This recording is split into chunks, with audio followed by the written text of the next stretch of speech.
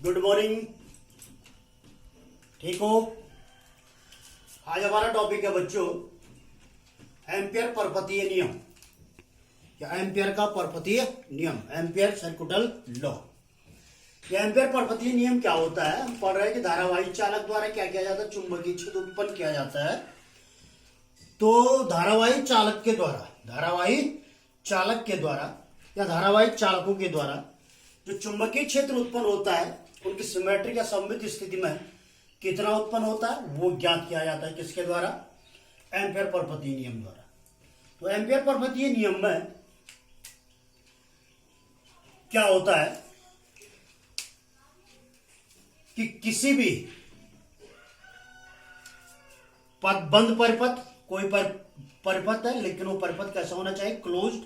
किसी बंद परिपथ की सीमा के अनुदिश, बंद परिपथ की सीमा के अनुदिश, सीमा का मतलब उसकी बाउंड्री होगी कि अनुदिश चुंबकीय क्षेत्र का लाइन इंटीग्रल्स, रेखीय समाकलन, चुंबकीय क्षेत्र का रेखीय समाकलन।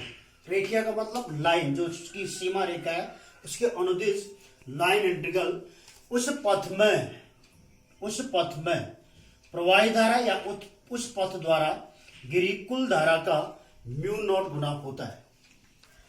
किसी बंद परिपथ की सीमा के अनुदिश चुंबकीय क्षेत्र का रेखीय समाकलन उस पथ से गिरी कुल धारा या उस पथ पर प्रवाहित कुल धारा का म्यू 0 गुना होता है।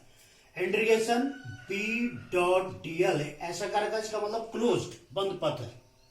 Integration B dot DL, dot जब बोला हूं तो वेक्टर प्रोडक्ट हो गया तो उसको वेक्टर साइन लगाने, vector B dot vector DL equal to हो जाएगा म्यू 0 आई।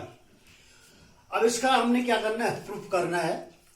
इसमें प्रूफ करने के लिए क्या कर रखा है कि एक लंबा धारावाहिक चालक तार है। इस चालक तार में कितनी धारा प्रवाहित हो रही है? हमारा आई एम्पियर धारा, क्योंकि धारावाहिक चालक का धारा को ले जाएगा करंट कैरिंग कंडक्टर।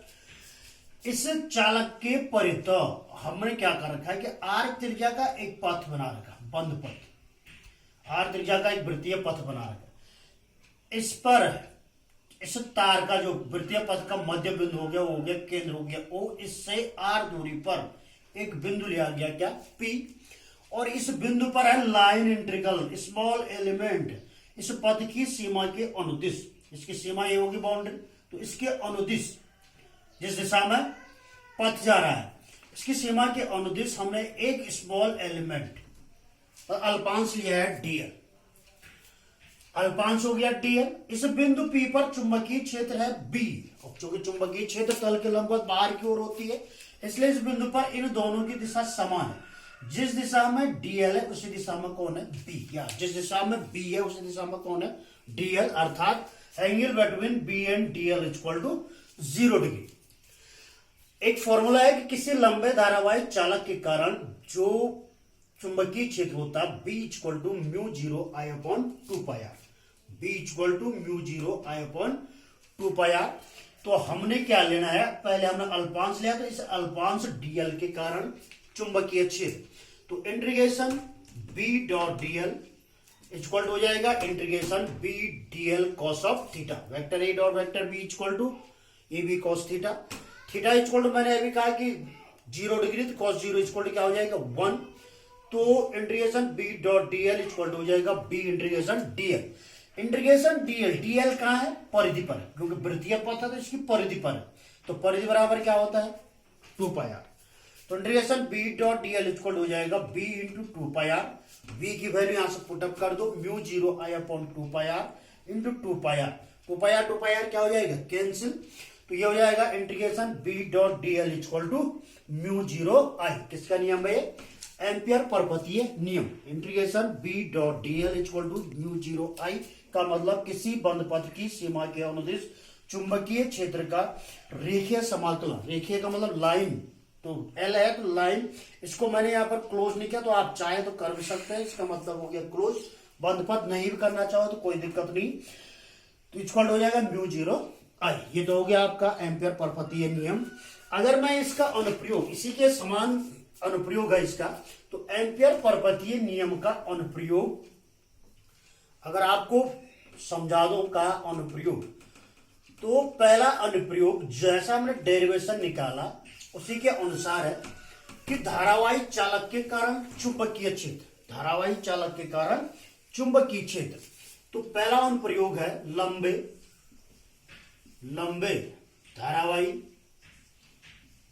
चालक या धारावाही तार के कारण चुंबकीय क्षेत्र, तार के कारण चुंबकीय क्षेत्र। इन दोनों टॉपिकों को एक साथ इसलिए बता रहा हूं, अभी तक हमने क्या निकाला, अभी तक हमने सूत्र इसके द्वारा B equal to mu 0 I upon 2 pi R, B equal to mu 0 I upon 2 pi R के द्वारा क्या निकाला है, म्यू 0 I निकाला। अब हमने इसके द्वारा mu 0 I integration B dot DL equal to इसके द्वारा ये निकालना है, इसके द्वारा क्या करना है, ये निकालना है। तो इसके द्वारा ये निकालने के लिए हमारे पास सारे फैसिलिटी या सारे टर्म्स वही हैं कि वही इस तरह धारावाहिक चालक तार हो गया, उसका वृत्तीय पथ हो गया, आर त्रिज्या होगी। तो integration B dot DL equal to होता है इंटीग्रेशन B DL, इंटीग्रेशन क्या होता है B DL। तो हमने क्या करना है, चूंकि अब इसके द्वारा निकालना है, चूंकि integration B dot DL equal to होता है म्यू 0 I, किसका नियम है, एम्पियर परपथीय नियम। अब हमने एम्पियर परपथीय नियम से क्या निकालना है, एम्पियर परपथीय नियम से हमने निकालना है क्या, लंबे धारावाहिक चालक के कारण चुंबकीय क्षेत्र। तो इसको अगर हम खोलेंगे तो ये हो जाएगा B DL cos of theta equal to हो जाएगा म्यू 0 I होगा। अब चूंकि यहां पर जो पहली कंडीशन है थीटा इक्वल टू कितना है 0 डिग्री, cos 0 इक्वल टू कितना होता है 1 होता है, तो B तो बाहर आ जाएगा, इंटीग्रेशन DL इक्वल टू हो जाएगा म्यू 0 I हो जाएगा। B इंटू इंटीग्रेशन DL अभी थोड़ी देर पहले बताया था क्या होता है 2 पाई R होता है, तो म्यू 0 I हो गया। तो B इक्वल हो जाएगा mu 0 I upon 2 pi R। तो ये हो गया फॉर्म। एम्पियर परपथीय नियम हमने इसके द्वारा निकाला कि लंबे धारावाहिक चालक के कारण चुंबकीय क्षेत्र इतना होता है, तो इसके द्वारा हमने क्या निकाला, एम्पियर परपथीय नियम निकाला।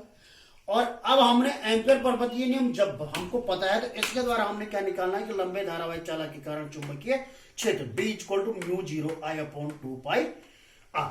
समझ गए। अगर आपको पूछ दिया गया है कि म्यू 0 अपॉन 2 पाई की वैल्यू कितनी होती है, कितनी होती है, दिमाग लगाओ जरा। म्यू 0 अपॉन 4 पाई की वैल्यू होती है 10 टू द पावर -7। तो यहाँ पर 4 पाई, यहाँ कितना पाई है 2 पाई, मतलब इसका मतलब 2 कम है, तो ये 2 कहां चला जाएगा, यहाँ चला जाएगा 2 इंटू 10 टू द पावर -7।